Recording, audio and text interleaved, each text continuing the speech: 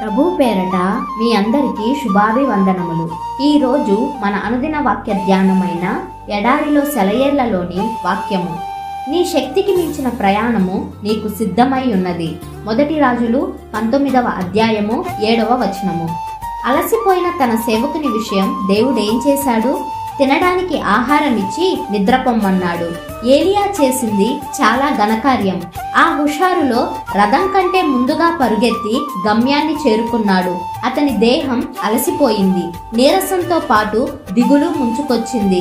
శారీరక రుగ్మతలను కూడా పట్టించుకోవాలి। మరి మనుష్యుల్లో గొప్ప గొప్ప వాళ్ళకి కూడా ఏలియా లాగా బదరీ వృక్షం కిందికి చేరవలసిన సమయం వస్తుంటుంది।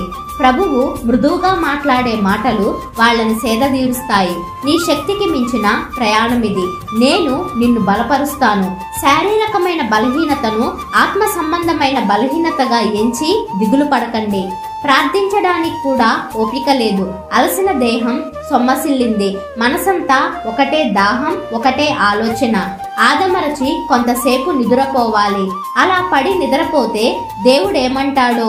అనుమతి లేకుండా నిద్రలోకి జారితే, ప్రార్థించకుండా పవ్వళిస్తే క్షమిస్తాడా లేదా? ఆలోచించు। నీకు మాటలైనా రాని ప్రాయంలో నీ తల్లి నిన్ను నిద్రపుచ్చలేదా? తన ఒడిలో లాలించి జోలపాడలేదా? నువ్వు నోరు తెరిచి అడగలేని వయస్సులో అడిగేదాకా నీకు అన్నం పెట్టకుండా ఆగిందా? నిద్రలో నీ గగుర్పాటును తన కౌగిట చేర్చి ఓదార్చలేదా?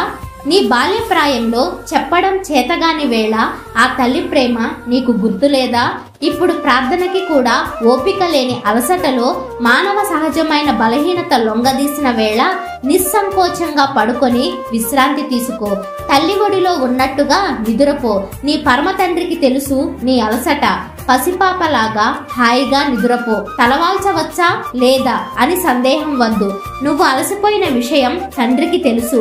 నోటి మాటల ప్రార్థన ఒక్కటే కాదు ఆయన్ని చేరేది, నీ హృదయలోని ప్రేమను చూడగలడాయన।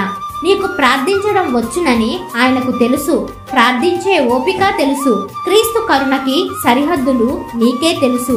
ఎన్నుకున్న వాళ్ళని ఎల్లవేళలా గమనిస్తాడాయన।